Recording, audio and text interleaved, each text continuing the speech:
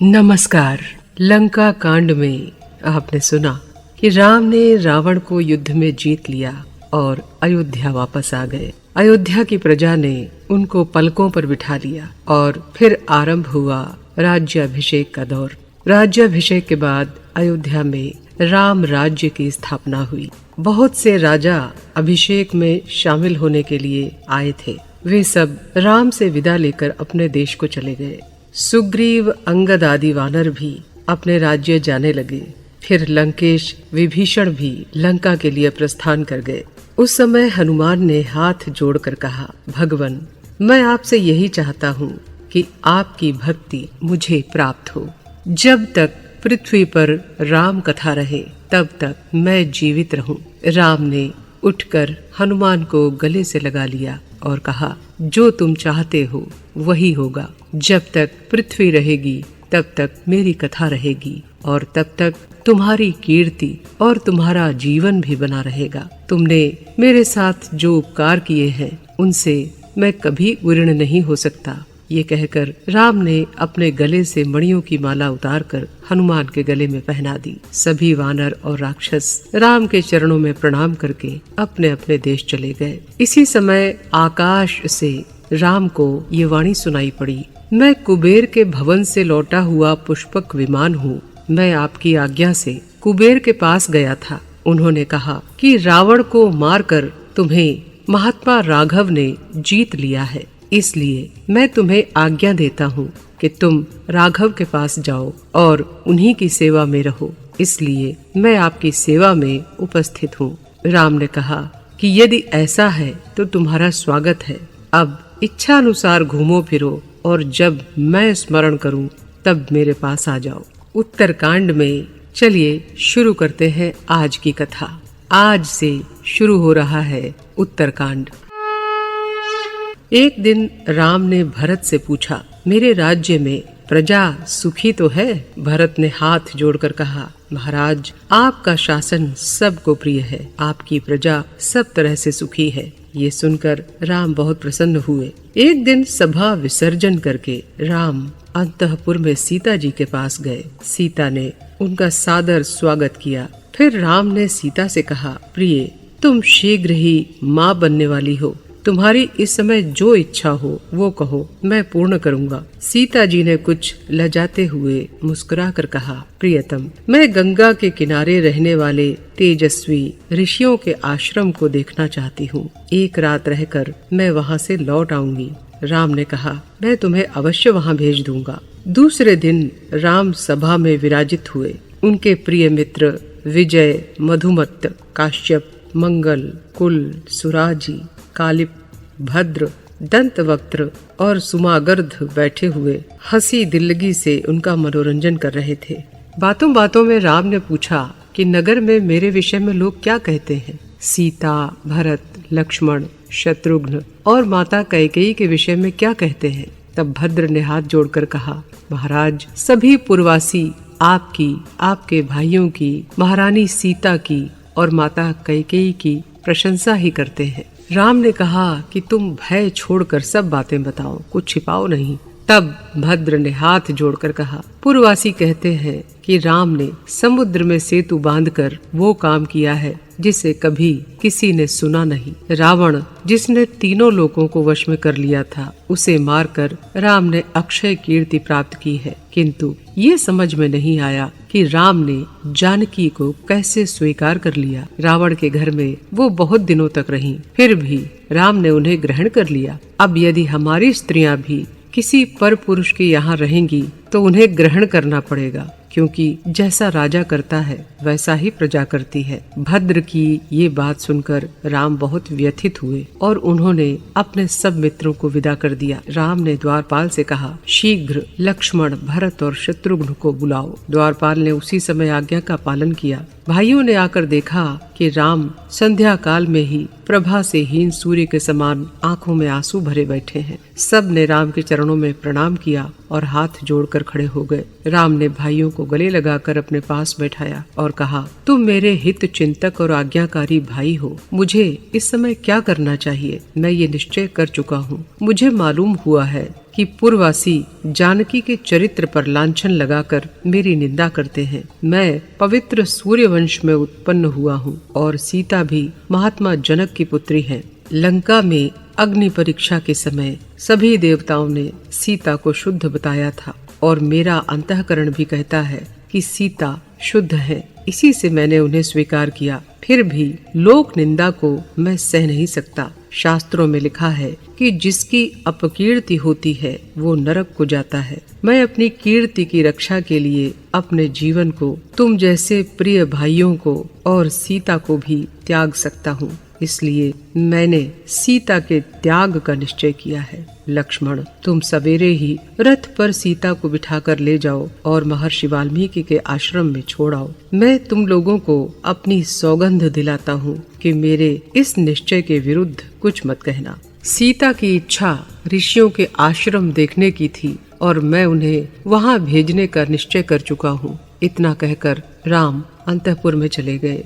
रात बीतने पर लक्ष्मण दुखी और दीन भाव से सुमंत्र से बोले, शीघ्र रथ लाओ।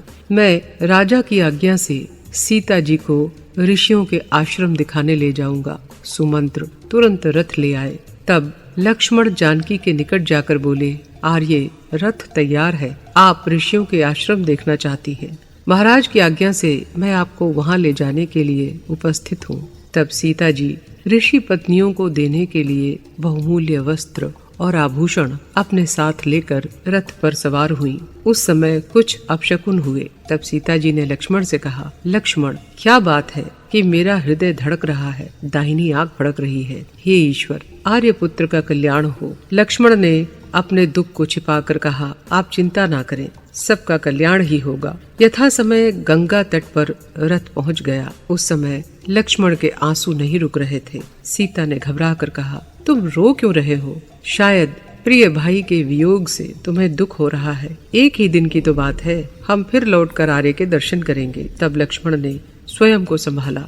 रथ और सुमंत्र को इसी किनारे खड़ा करके नाव पर सीता को चढ़ाकर वो आश्रम की तरफ चले।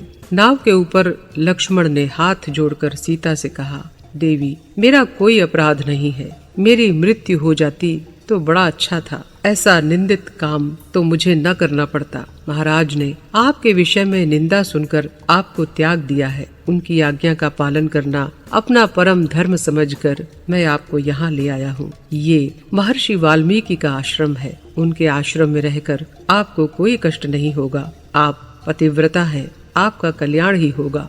लक्ष्मण के वचन सुनकर सीता जी कटे हुए वृक्ष की तरह अचेत होकर नाव पर गिर पड़ी। कुछ देर में होश आने पर उन्होंने लक्ष्मण से रोते रोते कहा, जान पड़ता है मुझे विधाता ने दुख सहने के लिए ही उत्पन्न किया है। मैंने पूर्व जन्म में अवश्य ही कोई बड़ा भारी पाप किया है, जिससे शुद्ध समझकर भी राम ने मुझे छोड़ दिया है। मैं अभी गंगा में कूदकर अपने प्राण त्याग देती, किंतु पति के वंश को चलाने वाला बालक मेरे गर्भ में है, इसलिए मैं ऐसा नहीं कर सकती। तुम राजा की आज्ञा का पालन अवश्य करो। मेरी सासों से मेरा प्रणाम कहना और अपने राजा से कहना कि सीता ने कहा है, आप मुझे शुद्ध समझते हैं, यही मेरे लिए सुख की बात है। आपने लोकापवाद के डर से मुझे त्याग दिया, इसके लिए मैं आपको कोई दोष नहीं देती। आपके अपयश को दूर करना मेरा भी तो परम कर्तव्य है। पतिव्रता नारी का परम धर्म है कि वो अपने प्राण देकर भी अपने पति का प्रिय कार्य करे। अब तुम लौट जाओ। लक्ष्मण कुछ भी न कह सके। पृथ्वी पर सिर रखकर सीता को प्रणाम किया और उनकी प्रदक्षिणा की। फिर नाव पर लौट आए और रथ पर सवार होकर अयोध्या की ओर चल दिए। लक्ष्मण को विदा करने के बाद सीता का धैर्य जाता रहा और वो पृथ्वी पर बैठकर रोने लगी। कुछ मुनियों के बालक वहाँ खेल रहे थे। उन्होंने सीता को रोते हुए देखा तो दौड़े हुए वाल्मीकि ऋषि के पास आए और कहा, भगवन, एक स्त्री जो बड़े कुल की मालूम होती है, गंगा के किनारे वन में अनाथ की तरह विलाप कर रही है। वाल्मीकि जी अपने तपोबल के प्रभाव से जान गए कि ये राम की त्यागी हुई सीता देवी है। वो अपने शिष्यों के साथ सीता के पास आए और बोले, पुत्री, मैं जानता हूँ कि तुम महाराज दशरथ की बहू, महाराज राम की धर्मपत्नी और महाराज जनक की कन्या हो। मैं तुम्हारा स्वागत करता हूँ। तीनों लोकों में जो कुछ भी हो रहा है या होता है वो मैं यहीं बैठे बैठे अपने तपोबल से जान लेता हूँ। मैं जानता हूँ कि तुम निर्दोष और पवित्र हो। आओ मेरे आश्रम में रहो। मुनि के वचन सुनकर सीता ने उनके चरणों में प्रणाम किया और कहा कि आपकी आज्ञा शिरोधार्य है। सीता जी वाल्मीकि के साथ चली। वाल्मीकि ने अपने आश्रम के आसपास रहने वाले मुनियों की पत्नियों से कहा, ये महाराज राम की पत्नी देवी सीता है। पवित्र होने पर भी इनको इनके पति ने त्याग दिया है। तुम सब स्नेह पूर्वक इनकी देखभाल और रक्षा करो। मुनि पत्नियों ने सीता को सादर ग्रहण किया। सीता को आश्रम में पहुंचाकर जब लक्ष्मण अयोध्या लौटे तो वो बहुत दुखी थे। उन्होंने सुमंत्र सारथी से कहा, देखो दैव बड़ा बली है। जो राम क्रोधित होने पर देवताओं को भी परास्त कर सकते हैं, वही आज नीच स्वभाव की प्रजाओं की निंदा के भय से अपनी कीर्ति की रक्षा के लिए जानकी को सर्वथा शुद्ध जानकर भी त्याग करने को विवश हुए। सुमंत्र ने कहा, हे लक्ष्मण, इस विषय में सीता के लिए तुम संताप मत करो। पहले तुम्हारे पिता दशरथ से ऋषि दुर्वासा ने वशिष्ठ के आश्रम में कहा था कि धर्मात्मा राम मर्यादा की रक्षा के लिए सीता और लक्ष्मण का भी त्याग कर देंगे। लक्ष्मण ने लौटकर राम को प्रणाम किया और कहा, महाराज आपकी आज्ञा का पालन करके मैं लौट आया। राम ने संतुष्ट होकर लक्ष्मण से कहा, मैं तुमसे बहुत संतुष्ट हूँ। आज 4 दिन हुए मैंने राजकाज कुछ नहीं किया, इसका मुझे बड़ा दुख है। तुम जाकर पुरोहित, मंत्री और प्रजाओं को सभा में बुलाओ। जो राजा प्रजा के अभियोग नहीं सुनता और नित्य न्याय का कार्य नहीं निपटाता, वो घोर नरक में जाता है। एक दिन राम अपनी सभा में बैठे हुए थे। उनसे मिलने के लिए यमुना तट के निवासी च्यवन आदि ऋषि आए। राम ने उठकर उनका स्वागत किया। तब च्यवन ने कहा, हे राघव, पहले सतयुग में मधु नाम का एक दैत्य था। उसने शिव की बड़ी तपस्या की। शिव ने प्रसन्न होकर उसे एक त्रिशूल दिया और कहा कि जब तक तुम ब्राह्मणों और देवताओं से विरोध नहीं करोगे, तब तक ये त्रिशूल तुम्हारे पास रहेगा। इस त्रिशूल के प्रभाव से कोई शत्रु तुम्हें जीत नहीं सकेगा। तब उस दैत्य ने शंकर से कहा, हे शंकर, मैं चाहता हूँ कि ये त्रिशूल मेरे वंश के सब लोगों के पास बना रहे। शंकर ने कहा, ऐसा तो नहीं हो सकता।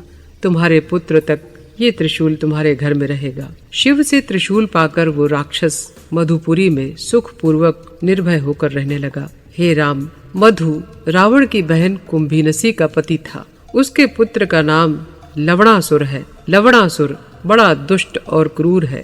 वो सब लोगों को दुख देता है, तपस्वियों को खा जाता है। उसी के भय से हम लोग निश्चिंत होकर तपस्या नहीं कर पाते। हम आपकी शरण में आए हैं। जैसे रावण को आपने मारा है, वैसे ही लवणासुर को मारकर हम ब्राह्मणों का आशीर्वाद लीजिए। राम ने ऋषियों से प्रतिज्ञा की कि लवणासुर को अवश्य मारूंगा। फिर शत्रुघ्न से कहा, तुम जाओ, जाकर लवणासुर को मारो।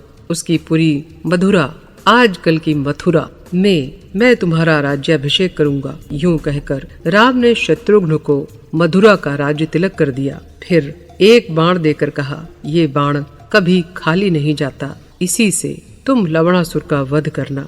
ऋषियों ने शत्रुघ्न से कहा, लवणासुर के हाथ में जब वो शंकर का त्रिशूल रहता है, तब कोई उसे मार नहीं सकता, किंतु प्रातः काल जब वो आहार की खोज में जाता है, तब त्रिशूल घर में रख जाता है। उसी समय पुरी के द्वार पर घेर कर तुम उसे मार डालना।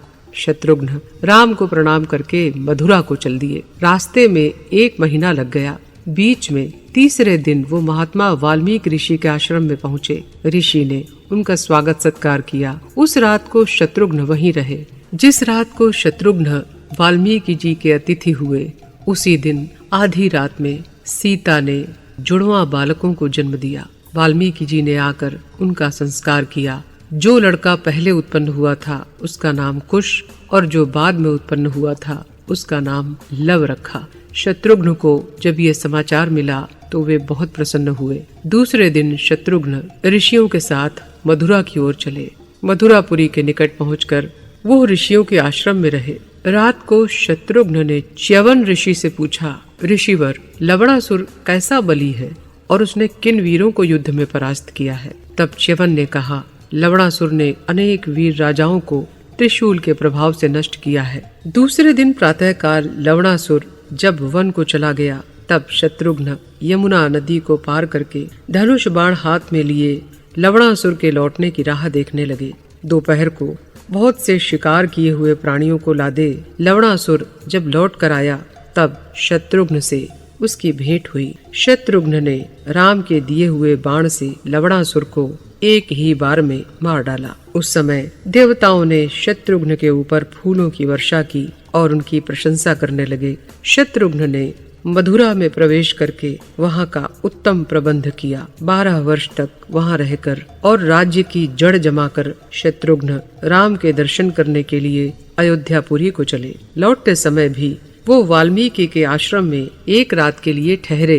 रात को वहाँ उन्होंने लव कुश के गाये हुए रामचरित्र को सुना, जिससे उन्हें बड़ी प्रसन्नता हुई। वाल्मीकि से आज्ञा लेकर शत्रुघ्न ने प्रस्थान किया और अयोध्यापुरी पहुँच गए। राम को प्रणाम करके शत्रुघ्न ने कहा, आर्य, मैंने आपकी आज्ञा का पालन किया, किंतु आपके बिना मैं वहाँ रहने में असमर्थ हूँ।